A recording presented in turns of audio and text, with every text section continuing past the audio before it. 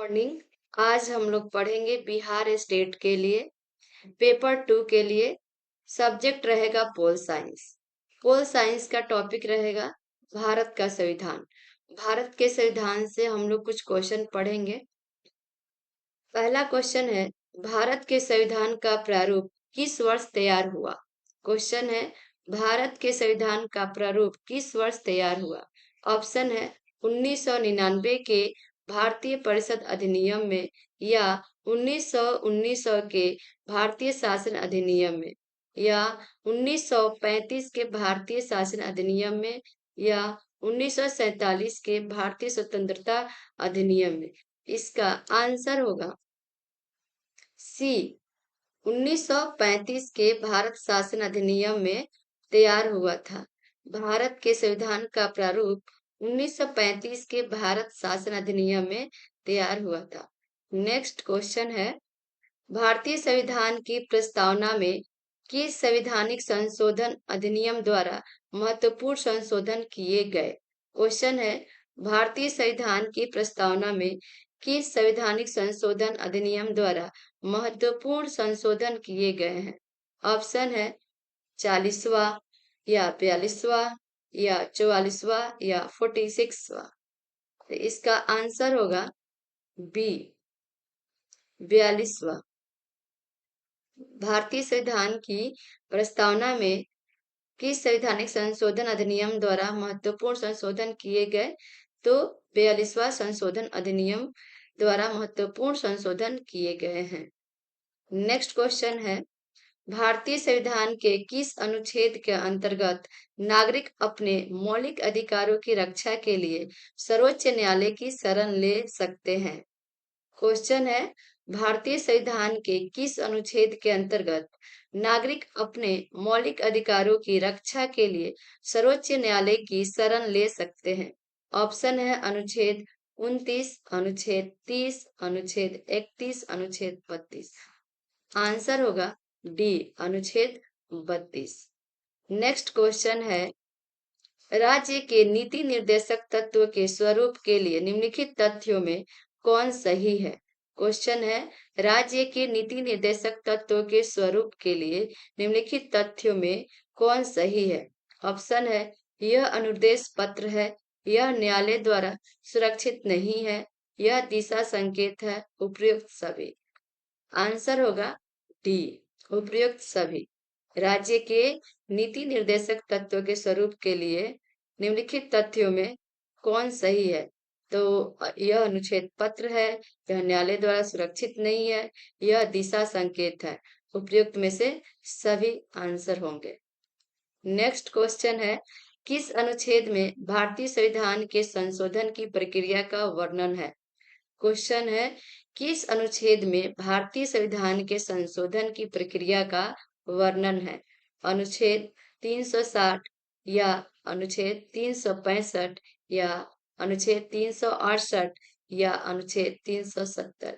इसका आंसर होगा सी, अनुच्छेद 368।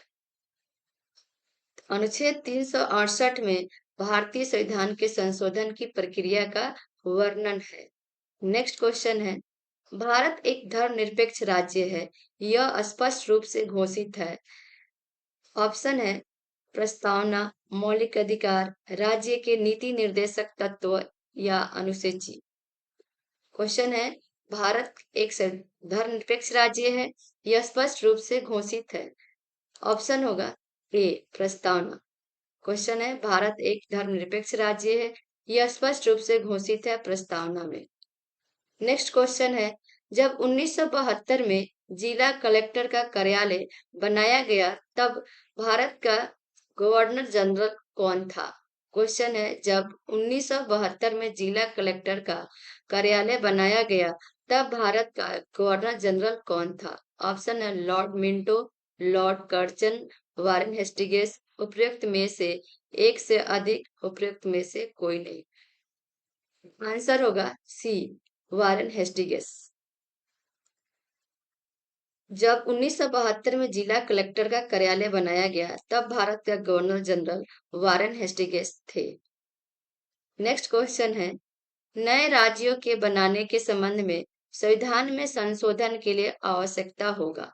क्वेश्चन है, नए राज्यों के बनाने के संबंध में संविधान में संशोधन के लिए आवश्यकता होगी। ऑप्शन है साधारण बहुमत की, दो तिहाई बहुमत की, दोहरे बहुमत की, उपयुक्त में से एक से अधिक, उपयुक्त में से कोई नहीं।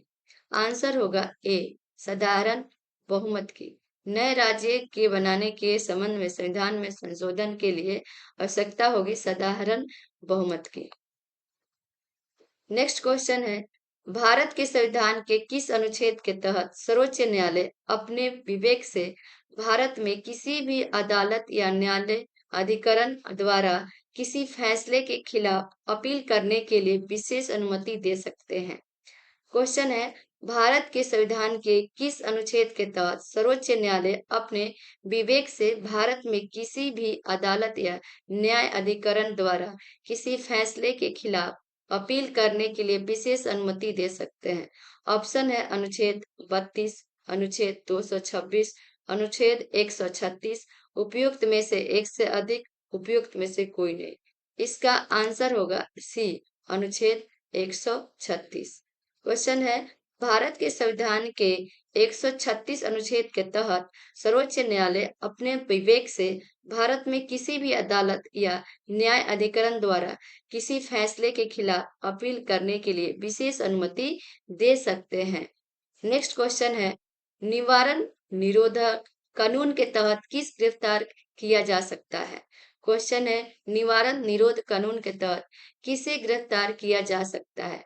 आंसर है संदेह के आधार पर किसी भी नागरिक को या आतंकवादी, तस्कर और कालाबाजारी करने वाले को या केवल आतंकवादियों को, उपयुक्त में से एक से अधिक या उपयुक्त में से कोई नहीं। इसका आंसर होगा ए, संदेह के आधार पर किसी भी नागरिक को। क्वेश्चन है, निवारक निरोध कानून के तहत किसे गिरफ्तार किया जा सकता है? इसका आंसर होगा ए, संदेह के आधार पर किसी भी नागरिक को गिरफ्तार किया जा सकता है। नेक्स्ट क्वेश्चन है, निम्नलिखित में से किसने भारत में स्वतंत्रता आंदोलन के दौरान नवंबर 1930 में ब्रिटिश सरकार द्वारा आयोजित प्रथम गोलमेज सम्मेलन का आविष्कार किया था? क्वेश्चन है, निम्नलिखित में से किसने भारत में स्वतंत्रता आंदोलन के दौरान नवंबर 1930 में ब्रिटिश सरकार द्वारा आयोजित प्रथम गोलमेज सम्मेलन का बहिष्कार किया था? ऑप्शन है हिंद महासभा, कांग्रेस, मुस्लिम लीग, उपयुक्त में से एक से अधिक या उपयुक्त में से कोई नहीं। इसका आंसर होगा बी, कांग्रेस। क्वेश्चन है, निम्नलिखित में से किसने भारत में स्वतंत्रता आंदोलन के दौरान नवंबर 1930 में ब्रिटिश सरकार द्वारा आयोजित प्रथम गोलमेज सम्मेलन का बहिष्कार किया था? कांग्रेस ने बहिष्कार किया था। नेक्स्ट क्वेश्चन है, सरदार पटेल संबंधित थे? क्वेश्चन है, सरदार पटेल संबंधित थे। ऑप्शन है कागोड़ सत्याग्रह से, बारडोली सत्याग्रह से, वारली संघर्ष से या उपयुक्त में से एक से अधिक, उपयुक्त में से कोई नहीं। इसका आंसर होगा बी, बारडोली सत्याग्रह से। सरदार पटेल संबंधित थे बारडोली सत्याग्रह से। नेक्स्ट क्वेश्चन है, निम्नलिखित में से किसने सबसे पहले अपनी पुस्तक गुलामगिरी में पिछड़े वर्गों के उत्पीड़न के खिलाफ आवाज उठाई थी? क्वेश्चन है, निम्नलिखित में से किसने सबसे पहले अपनी पुस्तक गुलामगिरी में पिछड़े वर्गों के उत्पीड़न के खिलाफ आवाज उठाई थी? ऑप्शन है राम मनोहर लोहिया या भीमराव अंबेडकर या ज्योतिराव फूले, उपयुक्त में से एक से अधिक, उपयुक्त में से कोई नहीं। इसका आंसर होगा ज्योतिराव फूले। क्वेश्चन है, निम्नलिखित में से किसने सबसे पहले अपनी पुस्तक गुलामगिरी में पिछड़े वर्गों के उत्पीड़न के खिलाफ आवाज उठाई थी? तो ज्योतिराव फूले ने आवाज उठाई थी। नेक्स्ट क्वेश्चन है, निम्नलिखित में से किस अधिनियम ने भारत में पहली बार प्रांतों विषय को केंद्रीय विषय से अलग किया है? क्वेश्चन है, निम्नलिखित में से किस अधिनियम ने भारत में पहली बार प्रांतों विषयों को केंद्रीय विषयों से अलग किया है? ऑप्शन है भारत सरकार अधिनियम 1935 या भारत सरकार अधिनियम 1919। या भारत परिषद अधिनियम 1909 या उपयुक्त में से एक से अधिक या उपयुक्त में से कोई नहीं। इसका आंसर होगा बी, भारत सरकार अधिनियम 1999। क्वेश्चन है, निम्नलिखित में से किस अधिनियम ने भारत में पहली बार प्रांतों विषयों को केंद्रीय विषयों से अलग किया है? तो भारत सरकार अधिनियम 1919 अधिनियम ने भारत में पहली बार प्रांतों को विषयों को केंद्रीय विषयों से अलग किया है। नेक्स्ट क्वेश्चन है, निम्नलिखित में से किसने 1928 में मौलिक अधिकारों के बारे में कहा? यह स्पष्ट है कि हमारा पहला मामला हमारे मौलिक अधिकारों के बारे में होना चाहिए, जिनकी गारंटी इस तरह से हो कि किसी भी परिस्थिति में उनकी वापसी की अनुमति न दी जा सके। क्वेश्चन है, निम्नलिखित में से किसने 1928 में मौलिक अधिकारों के बारे में कहा? यह स्पष्ट है कि हमारा पहला मामला हमारे मौलिक अधिकारों के बारे में होना चाहिए, जिनकी गारंटी इस तरह से हो कि किसी भी परिस्थिति में उनकी वापसी की अनुमति न दी जा सके। ऑप्शन है स्वराज्य समिति, भारतीय राष्ट्रीय कांग्रेस, नेहरू समिति या उपयुक्त में से एक से अधिक या उपयुक्त में से कोई नहीं। इसका आंसर होगा सी, नेहरू समिति। नेक्स्ट क्वेश्चन है, गोल गोलकनाथ किस द्वारा प्रेरित भारत के संविधान में कौन सा संशोधन किया था? क्वेश्चन है, गोलकनाथ किसी द्वारा प्रेरित भारत के संविधान में कौन सा संशोधन किया था? ऑप्शन है 13वां संशोधन, 24वां संशोधन, 39वां संशोधन या उपयुक्त में से एक से अधिक या उपयुक्त में से कोई नहीं। इसका आंसर होगा 24वां संशोधन। क्वेश्चन है, गोलकनाथ 24वां संशोधन द्वारा प्रेरित भारत के संविधान में कौन सा संशोधन किया था? तो 24वां संशोधन किया था। नेक्स्ट क्वेश्चन है, भारत के संविधान में कितनी अनुसूचियां है? क्वेश्चन है, भारत के अनुसार संविधान में कितनी अनुसूचियां है? ऑप्शन है 12, 9, 11, उपयुक्त में से एक से अधिक, उपयुक्त में से कोई नहीं। इसका आंसर होगा ए, 12। भारत के संविधान में 12 अनुसूचियां है। नेक्स्ट क्वेश्चन है, भारत में क्षेत्रीय परिषद निम्नलिखित में से किसके अंतर्गत प्रदान की गई है? क्वेश्चन है, भारत में क्षेत्रीय परिषदें निम्नलिखित में से किसके अंतर्गत प्रदान की गई है? ऑप्शन है 14वां संशोधन, 24वां संशोधन, राज्य पुनर्गठन अधिनियम 1956 में या उपयुक्त में से एक से अधिक, उपयुक्त में से कोई नहीं। इसका आंसर है राज्य पुनर्गठन अधिनियम 1956। क्वेश्चन है, भारत में क्षेत्रीय परिषद निम्नलिखित में से किसके अंतर्गत प्रदान की गई है? तो इसका आंसर होगा राज्य पुनर्गठन अधिनियम 1956 के द्वारा। नेक्स्ट क्वेश्चन है, भारत में भाषाई पुनर्गठन 1956 के अंतर्गत राज्य और केंद्र शासित प्रदेशों की संख्या थी।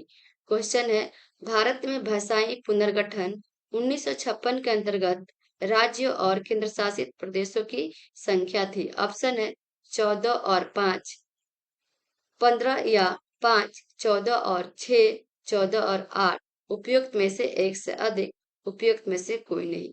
इसका आंसर होगा बी, 14 और 6। लास्ट क्वेश्चन है, भारत में नए राज्यों के निर्माण के लिए संविधान में संशोधन की आवश्यकता होगी। क्वेश्चन है, भारत में नए राज्यों के निर्माण के लिए संविधान में संशोधन की आवश्यकता होगी। ऑप्शन है 2/3 बहुमत के साथ या 3/4 बहुमत के साथ या साधारण बहुमत के साथ या उपयुक्त में से एक से अधिक या उपयुक्त में से कोई नहीं। इसका आंसर होगा सी, साधारण बहुमत के साथ। क्वेश्चन है, भारत में नए राज्यों के निर्माण के लिए संविधान में संशोधन की आवश्यकता होगी साधारण बहुमत के साथ। आज के लिए इतना ही, कल हम लोग और क्वेश्चन करेंगे।